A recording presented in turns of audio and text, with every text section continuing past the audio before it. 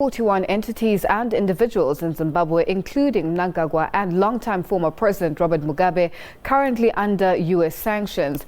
Mnangagwa has called for the sanctions to be lifted against the ZANU-PF ruling party, top military figures and some government-owned firms, which were imposed during Mugabe's rule over what the United States said were human rights violations and undermining of the democratic process.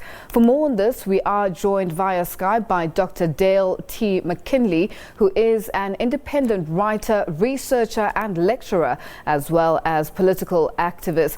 Dr. McKinley, thank you so much for joining us and a very good evening. Now, Washington argues that Zimbabwe is not reforming. Is this true? Well, I think that anybody that has been paying attention to Zimbabwe understands that there are still serious problems there, both economic and political. Whatever the United States thinks about it, I think we can come to that conclusion. So it's unfortunate that sometimes the debate gets, I think, should we say, distorted in the sense because it's coming from the United States. And rightfully so, many people are skeptical, especially from President Trump, and saying, well, what is your position to be telling Zimbabwe about democracy and about human rights? But the fact of the matter is that Zimbabwe is in trouble.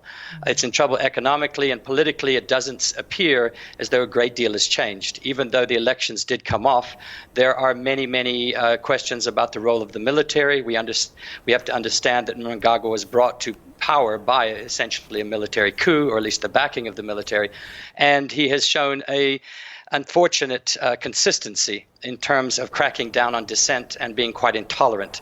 So yes, there are serious problems in Zimbabwe, and that doesn't just because the United States is imposing sanctions doesn't make that any less real. How will this affect the Zimbabwe economy even more? Another year of sanctions? Well, there are some very serious effects. The United States is probably economically and militarily, politically, probably the most powerful country on earth, or at least it's up there. And when the United States imposes sanctions, it makes it very difficult for a country to access capital on the international market. Many of the sanctions are imposed against banks. So, for example, in the U.S. sanctions, Zimbabwe's attempt to try to get loans from the African Development Bank are affected. Their attempts to get credit lines from the IMF, the World Bank, are essentially shut off. And other companies that might do business with the United States oftentimes are afraid of doing business with a country in which sanctions are imposed. So it does squeeze the country economically, that's for sure. Now, U.S. President Donald Trump has said that the new Zimbabwe government's policies continue to pose, just to quote him, an unusual and extraordinary threat to America's foreign policy. What do you make of the statement? I think it's a bit ridiculous, actually. Zimbabwe is no threat to the United States, and I think everybody knows that. We see Donald Trump using this kind of language when he wants to build a wall. He says there's a national emergency in the United States because there are people who want to come across the southern border, and therefore he's going to organize the military to build a wall. It's ridiculous. So I don't think that Zimbabwe poses that kind of threat. There are real problems in Zimbabwe, and there are real criticisms to be made of the Zimbabwean government, but it's unfortunate when Donald Trump says those kinds of things that it oftentimes delegitimizes that critique. Take us through some of the entities or government-owned firms affected by the sanctions and the impact thereof, especially with regards to the current issues of the government and the leadership of Zimbabwe calling for investment into the country. Well, absolutely. There's as your preparatory comments were pointing out, there's 141 individuals and state-owned enterprises and financial institutions. Some of the key ones, for example, are the Zimbabwean defense industry, which is basically run by the military, the Industrial Development Corporation, which is one of the largest state-owned enterprises in the country, Agricultural Bank of Zimbabwe, which is in charge of land reform issues and land support, the Minerals Marketing Corporation, and one could go on, plus most high-ranking military officials, most high-ranking ZANU-PF politicians. So it's clearly that the sanctions are targeted at those entities and those individuals that are considered to be part of ZANU-PF as well as, by the way, ZANU-PF-owned entities are also targeted. This affects Zimbabwe precisely because over the last 20 years, those state-owned enterprises and ZANU-PF have come to dominate the economy, or at least most of it.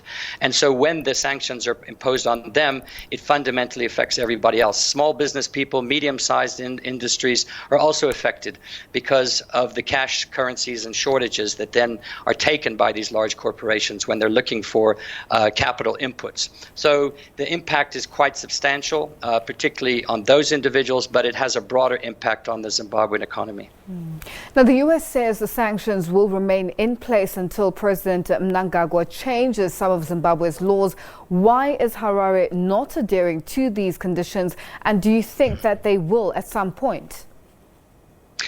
Well, the unfortunate reality in Zimbabwe is that the Mnangagwa administration appears to be quite similar to what came before them, the Mugabe. And people must remember that they're coming out of that womb, essentially. So, for example, in the context of electoral laws, some of these sanctions, as well as most other opposition parties, are calling for an independent electoral commission, for the implementation of the 2013 Constitution, for a whole range of basically freeing up the space, the political space, the freedom of expression space, and also to make some really necessary economic reforms that the government needs to really, particularly ZANU-PF, needs to get out of the business and military as well.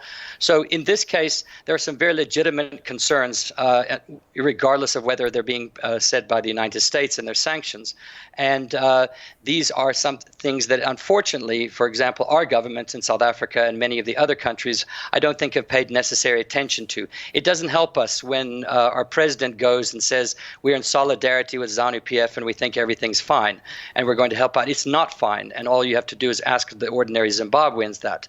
So we need a serious engagement. And I think if South Africa and many of the other African countries would come on board and would basically pay a little bit more closer attention to what's going on in Zimbabwe and the causes of that, then I think they could in some ways go around the sanctions and basically begin to really assist the Zimbabwean people as opposed to simply supporting ZANU-PF and Mnangagwa from a political point of view. Now let's talk about the chronic cash crunch which continues to hamper business. How are they hoping to make changes to this, and how will they do it effectively and very quickly? Well, I think, as most people know, that Zimbabwe has attempted to try to introduce bond currency, parallel bond notes that they say are almost parity to the U.S. dollar, which is the dominant currency, the Zimbabwean dollar having more or less disappeared several years ago as a result of hyperinflation. So that hasn't worked very well. The problem is cash liquidity. There's no cash liquidity in the economy. There's no access for ordinary people because most of the U.S. dollars and most of the foreign currency are being used by the state to pay their bills or to try and for large corporations is to do the same. So essentially, I don't think that the present solutions or plans are really going to work. Some have said that they should adopt the South African rand. Obviously, there's issues of sovereignty there and power relations that are of consideration, but it possibly could be a way out, at least initially, of the cash currency crisis. But fundamentally, the issue is not necessarily purely economic, it's a political one. So if the Zimbabwean government itself would stop spending money on things it doesn't need to spend money on, for example, like massive military equipment to suppress large sections of the population or those that it disagrees with, and begin to implement proper economic reform agendas that are not dictated from abroad but are in the interest of the Zimbabwean people, then I think you would begin to see the economy grow. You would see cash shortages begin to lessen. So it's a political, not simply an economic solution here. And if the Zimbabwean government doesn't understand that, they're going to continue to go around in circles. Now, Dr. McKinley, very quickly, just in wrapping up, we have run out of time. Now, the Reserve Bank said on Monday that it has borrowed about $985 million from African banks to purchase fuel and other critical imports. Is this the only solution on the cards? Not at all. In fact, it's not a solution at all. It's not a solution for Zimbabwe to keep borrowing billions. They've done the same from China, from other countries, and those credit lines have more or less been cut off. So they're in a corner.